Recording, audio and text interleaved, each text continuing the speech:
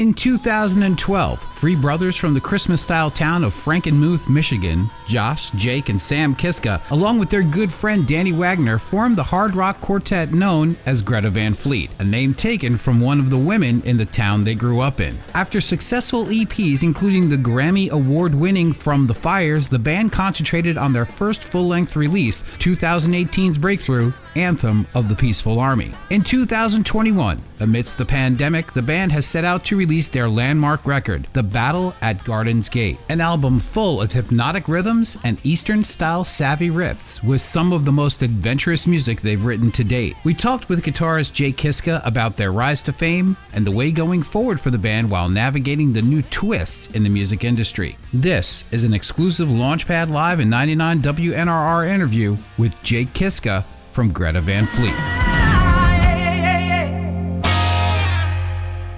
Everybody, welcome to the Launchpad Live. I am Artifacts, and this goes without saying, pretty much the hottest band that's out there right now that people are talking about everywhere is Greta Van Fleet. They have a new record coming out, and taking a few minutes while he's hanging out down in Austin, Texas, I've got Jake on the line. Welcome to the program, sir. Hey, thanks for having me, Michael.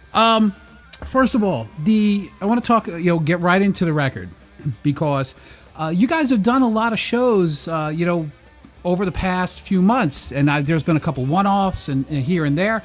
When did you guys have time to sit down and record the record?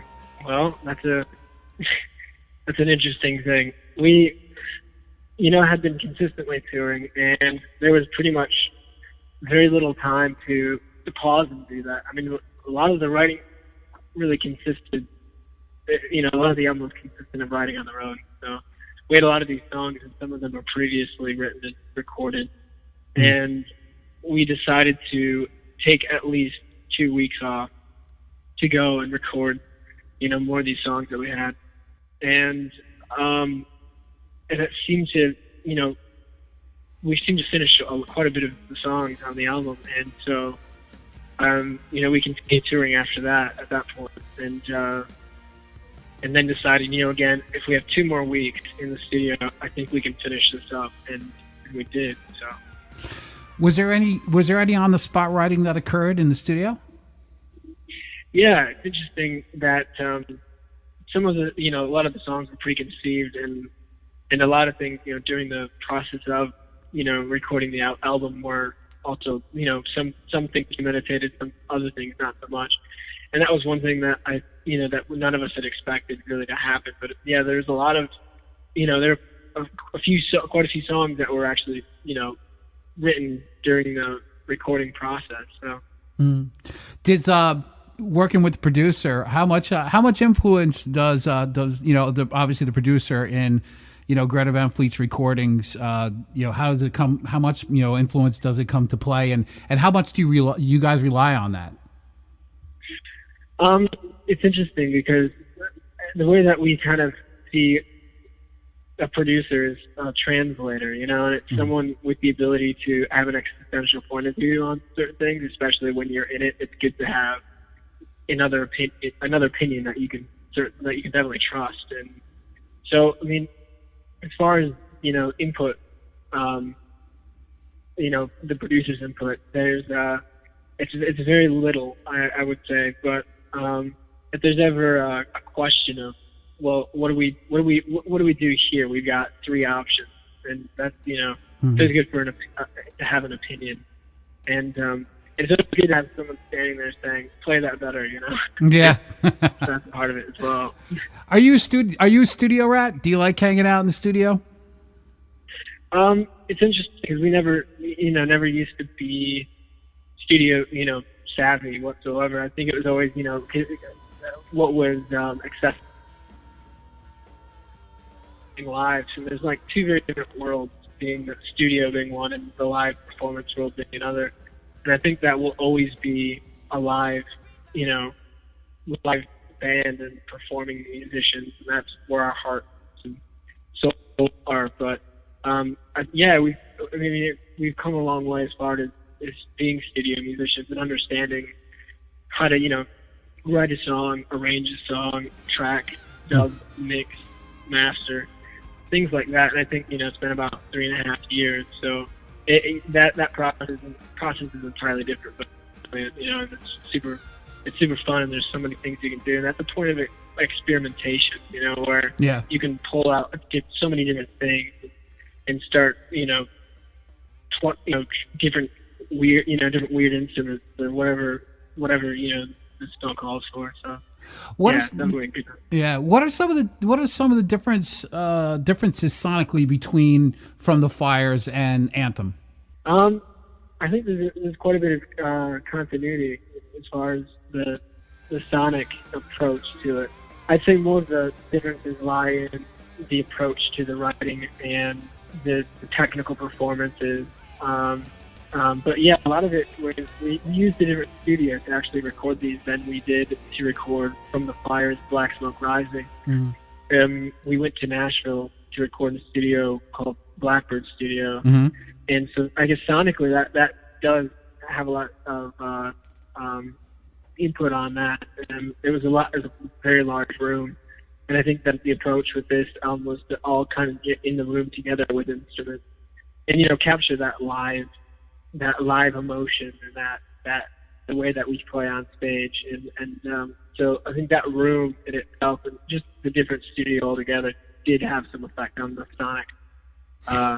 sonic properties of the album, but it's not too far off from the previous EPs. I talk about that as far as the live sound and capturing that live. It's a way that bands used to approach before they started, getting into the digital age and, recording one chorus and duping it out. How much do you feel that the live situation, especially live recording in the studio, is essential to capturing the moment in a song, which I think has gotten lost a lot in today's music?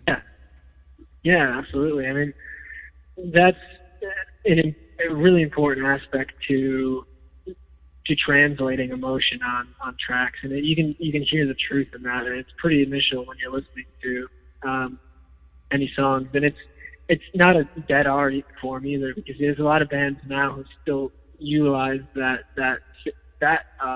system to record. But I mean, we've always kind of thought of it like you got this open canvas, this blank piece of material that you're working on, and you're throwing different colors at it, and you're painting something. And that's very much the recording process, and utilizing all these different elements, these different instruments, these different ideas. And to capture something on the recording, if you feel it and you play with that true emotion, and you're in that moment, that sonically does translate to that blank canvas, and you can hear it.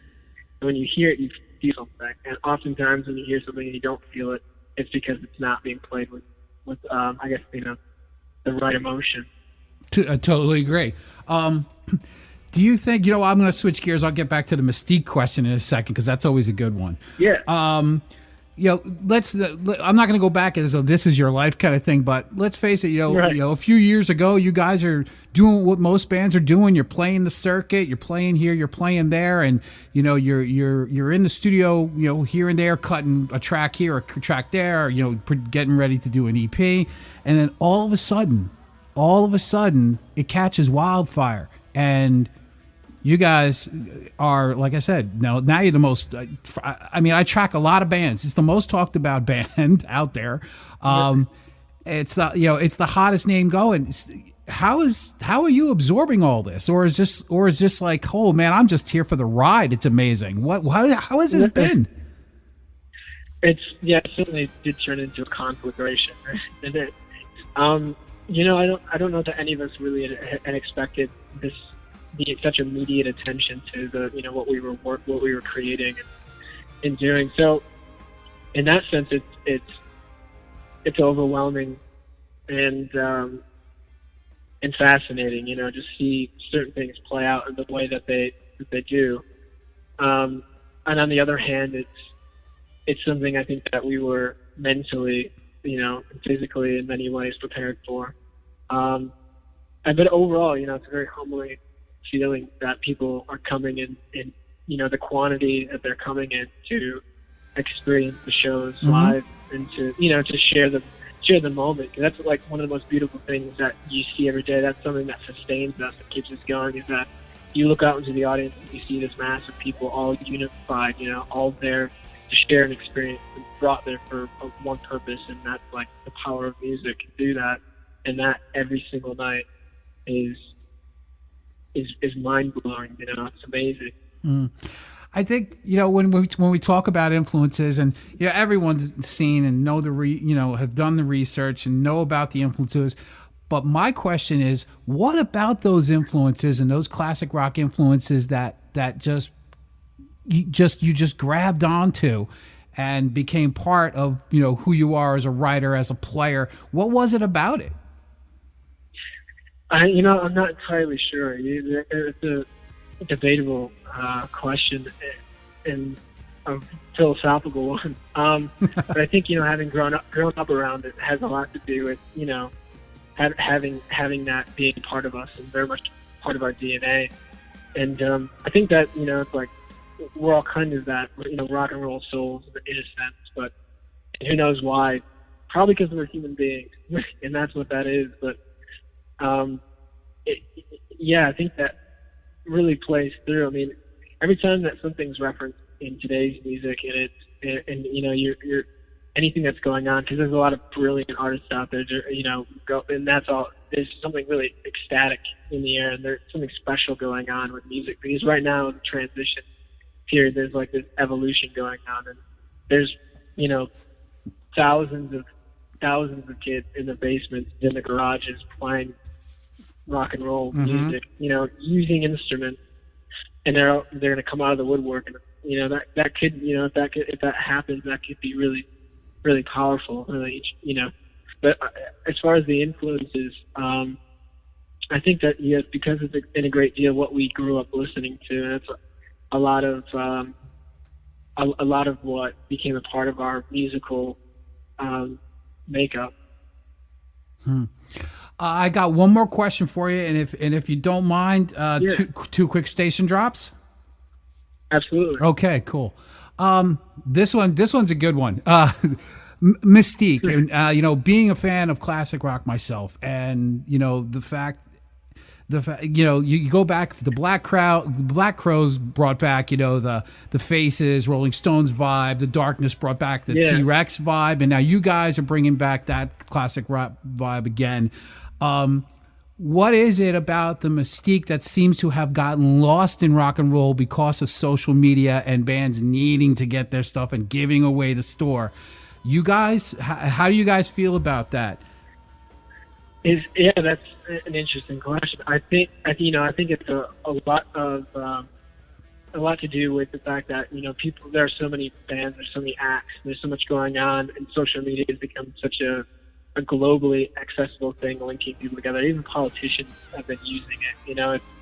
It's socially and politically of a large importance, and it's something that connects us. And it's interesting because there are a lot of bands, and that's a very prevalent tool to utilize, and to be able to reach a larger audience. And I think that it's used a lot, but there's a point where it becomes oversaturation. You don't want to overexpose yourself either, because then you're not really working too creatively. And it's like a lot of the time, I think it's, as far as social media and stuff like that, we're just too busy to use a lot of the time. But I think those are certainly certain factors or why a lot of the mystique within music has become dominated by overexposure. Excellent.